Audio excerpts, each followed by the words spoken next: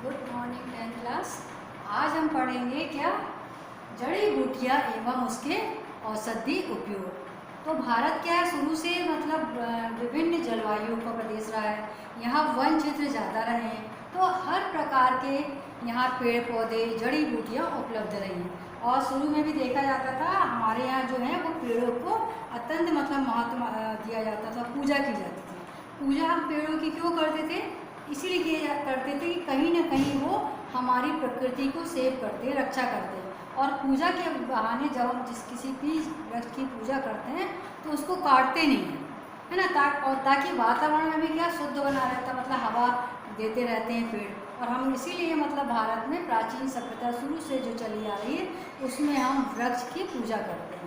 तो यहाँ पे चूँकि विभिन्न जलवायु प्राप्त होती है, अलग अलग जलवायु भारत में पाई जाती है, तो यहाँ पे विभिन्न प्रकार की जड़ी बूटियाँ और औषधि पौधे विद्यमान रहते हैं। और भारतीय चिकित्सा पद्धति जैसे है आयुर्वेद और यूनानी में भी भारत में औषधि की विभिन्न जो है प्रणालियों के कितने पौधे पाए जाते हैं? विभिन्न प्रजाति के 7500 7500 प्रजाति का यहाँ पे उपयोग किया जाता है। और कुछ जो है औषधि हैं उनकी मांग जो होती है वो तो बहुत ही अधिक है। कौन सी औषधि पौधे हैं जिनकी मांग बहुत अधिक होती है? जैसे कि सफ़ेद मूसली, शतावरी, शंखपुष्पी, अश्वगंधा, सर्पगंधा, नागरमोथा, गिलोय है। अब हम रोज़मर्रा के जीवन में भी कुछ औषधि पौधों का प्रयोग करते हैं। जैसे कि आपको स्वयं पता है कि हम रोज़मर्रा में कौन से पौधों का प्रयोग करते हैं।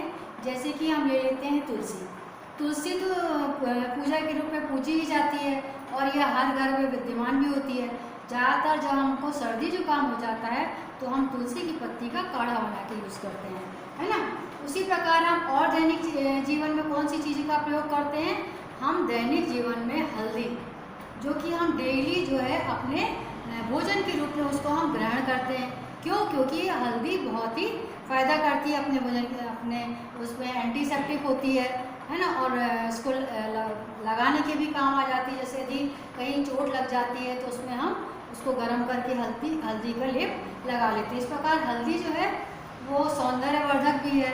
तो शादी विवाह में भी हल्दी का प्रयोग बहुत अधिक मात्रा में प्राचीन समय से इसका प्रयोग किया जा रहा है।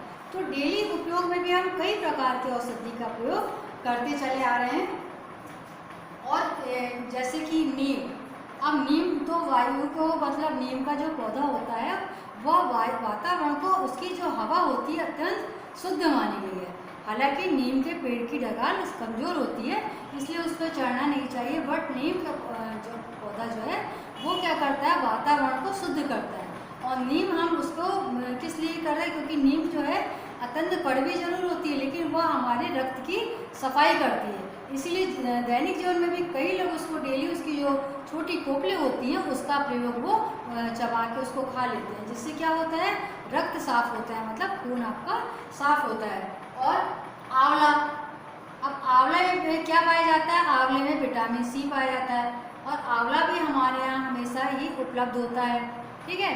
आंवले से हम क्या क्या बनाते हैं? आंवले से हम अचार, मुरब्बा, सूखा चूर्ण, आंवला हाजमा में भी काम आता है, कायम चूर्ण बनता है। तो ये हम जो है घर पर डेली के उपयोग में भी कई आयुर्वेदिक चीज़ों का प्रयोग करते चले आ रहे हैं, सदियों से करते आ रहे हैं। और प्रारंभ के समय में जब हमारे यहाँ स्थिति जो साइंस जो है इतना डेवलप नहीं किया था और एलोपैथी दवाइयों का विकास नहीं हुआ था, तब है जो ऋषि मुनि होते थे, वैद्य लोग होते थे, वो लोगों की बीमारियों का इलाज तब भी होता था। तब ऐसी बड़ी बड़ी नई नई बीमारियाँ नहीं थी, लेकिन जनरली बीमारियाँ तो तब भी होती थी।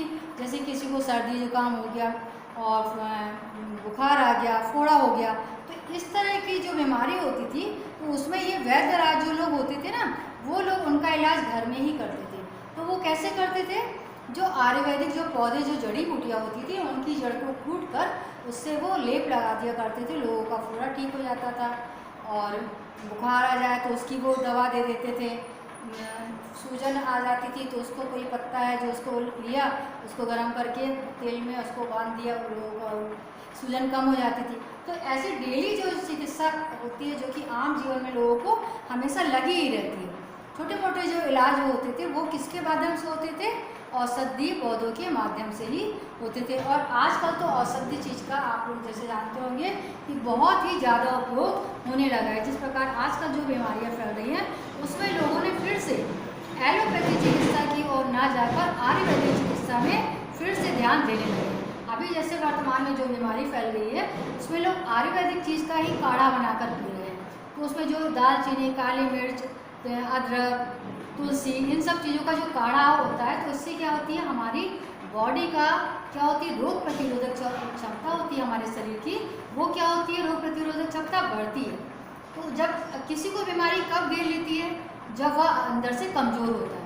तो जब हमारे शरीर का इम्यूनिटी सिस्टम अच्छा हो जाता है, रोग प्रतिरोधक क्षमता हमारी बॉडी की बढ़ जाती है, तो उससे क्या होगा, उससे ये जो बीमारी होती है, जो हवा में जो वायरस होते हैं जिसके मतलब संक्रमण से हर एक को बीमारी हो जाती है, वो नहीं होती यदि हमारा बॉडी का जो सिस्टम है वो यदि मजबूत रहे और हमारी रोग प्रतिरोधक क्षमता जो है वो अधिक रहे, तो हमें ये छोटी मोटी बीमारियों का असर नहीं होगा। और कुछ एलोपैथी चिकित्सा भी है और कुछ होम्योपैथी चिकित्सा भी है, उसमें भी हम आयुर्वेदिक पौधों का ही मतलब उपयोग कर रहे हैं, औषधि युक्त पौधे जो है उनका उपयोग करते हैं।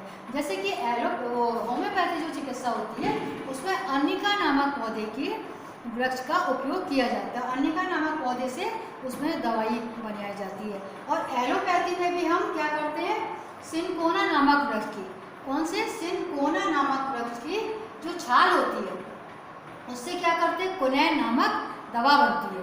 तो ये कुनैन नामक दवा किसके काम आती है, मलेरिया को दूर करने के काम आती है। तो औषधि मतलब कहने का मतलब ये होता है कि जो औषधि पौधे का जो उपयोग होता है वह सिर्फ केवल आयुर्वेदिक चिकित्सा में ही इसका उपयोग नहीं हो रहा है, इसका उपयोग आयुर्वेदिक के अलावा होम्योपैथी और एलोपैथी चिकित्सा में भी हो रहा है। अब एलोपैथी जो चिकित्सा होती है उसमें कई बार लोगों को दवाइयाँ क्या हो जाती है, मतलब नुकसान कर जाती है, उनके बॉडी को सूट नहीं करती है।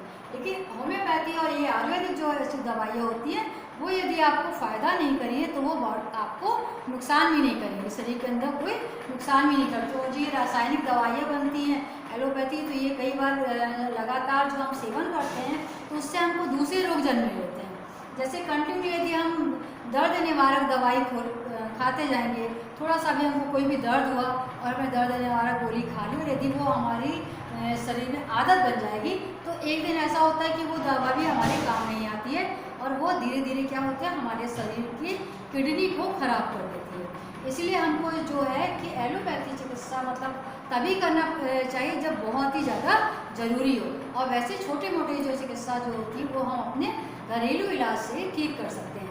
तो एक बार हम ये जान लेते हैं कि भारतीय चिकित्सा पद्धति जैसे आयुर्वेद, यूनानी में भारत में औषधि की विभिन्न प्रणाली के कितने पौधे पाए जाते हैं, 7500 प्रजाति का उपयोग किया जाता है। और कुछ औषधियों की मांग तो बहुत ही अधिक है। किस किस की मांग बहुत अधिक है, जैसे कि सफ़ेद मूसली, शतावरी, शंखपुष्पी, अश्वगंधा, सर्पगंधा, ये सब का प्रयोग लोगों को मतलब जो दैनिक उपयोग की चीज़ें बनती है ना उसमें ये सब चीज़ें मिलाई जाती हैं ताकि लोग की बॉडी का सिस्टम जो मजबूत हो जाए आंतरिक।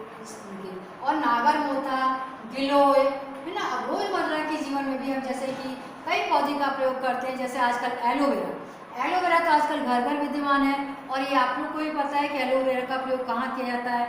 एलोवेरा के प्रयोग से जो जल जाते हैं सतह, तो उस सतह पे यदि हम एलोवेरा का जेल लगा लेते हैं तो उससे हमको तुरंत राहत मिलती है। एलोवेरा के जेल से पेट दर्द में आराम मिलता है। एलोवेरा से मतलब वो जेल से फेस वॉश बनता है, क्रीम बनती है, क्रीम जो है उसमें मिलाया जाता है। बालों के लिए भी एलोवेरा बहुत फ़ायदाजनक है, उससे नए बाल उगते हैं। तो लोग बालों में भी एलोवेरा का प्रयोग करते हैं ना। मतलब एलोवेरा का जो प्रयोग है इतना अधिक मात्रा में होने लगा है कि एलोवेरा की अलग से खेती होने लगी है।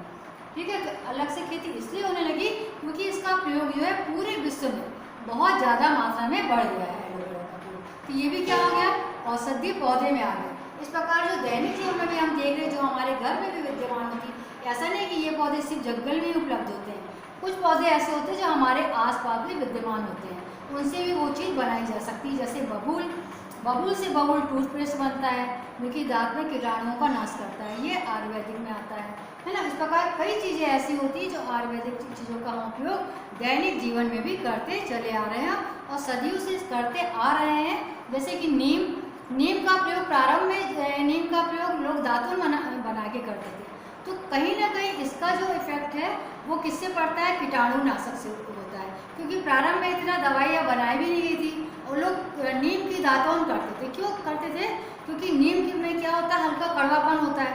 जब उसकी लकड़ी को एक तरफ से कूट के जब उसके रस किया जाता था तो उसका जो रस होता है वो कहीं ना कहीं क्या होता था, हमारे दांतों के अंदर प्रवेश कर जाता था। दांतों के अंदर प्रवेश करने से क्या होता था कि हमारे दांतों में कीटाणु नहीं लगते।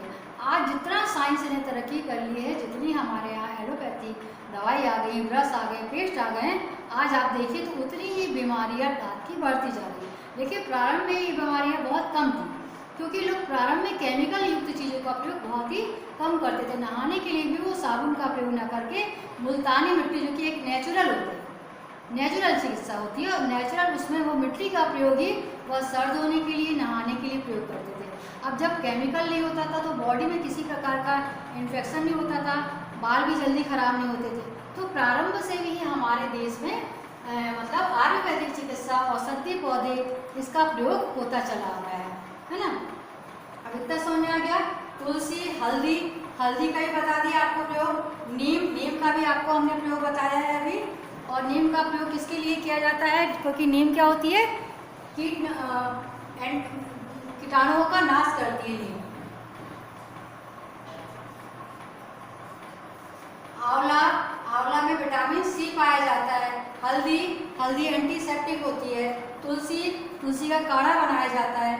इस प्रकार इत्यादि का हम प्रयोग जो है वो कर रहे हैं, आज शुरू से ही करते चले आ रहे हैं। आयुर्वेदिक चिकित्सा पद्धति में पौधे के 5 अंग जैसे कौन कौन से हो गया, पंचांग जिसको हम कहते हैं।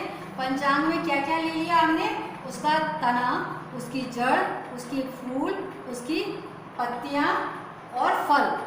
फूल, पत्ती, फल, जड़, तना, मतलब 5 चीजें क्या कहलाती है, पंचांग कहलाती हैं।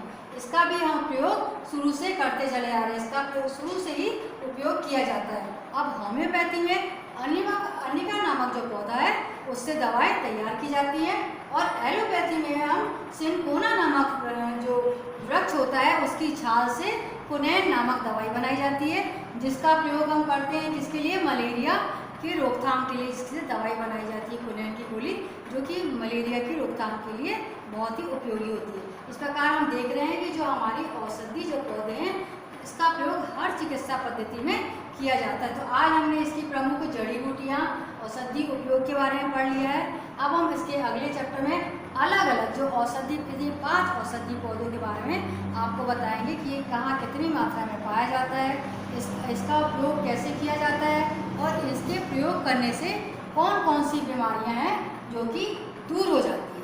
तो नेक्स्ट चैप्टर में हम इसके बाद का पढ़ेंगे।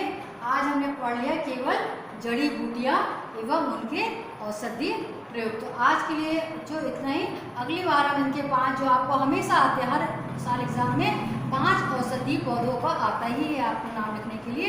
तो 5 औषधि पौधे कौन कौन से, इसके बारे में आपको पढ़ाएंगे, और वो क्या है, उसके क्या उपयोग है, और उसका उपयोग करने से कौन सी बीमारी दूर हो जाती है, ये हम आपको अच्छे से पढ़ाएंगे, क्योंकि उसको अच्छे से आपको कॉपी में लिखते जाना है। आज के लिए ये भी लिख लीजिएगा, और कॉपी हमको आप अपने तैयार रखिए, बिल्कुल जैसा कि आप पार्सल बनाते आ रहे हैं। केवल एक कॉपी आपको बनाना है मोटी, तो वो कॉपी में आप सब चीज़ उसी एक ही कॉपी में सब लिखिए और हमको फिर उसको दिखाइए ऑनलाइन ही। तो आज के लिए इतना ही, अगला हम पढ़ाएंगे अगले नेक्स्ट पीरियड में।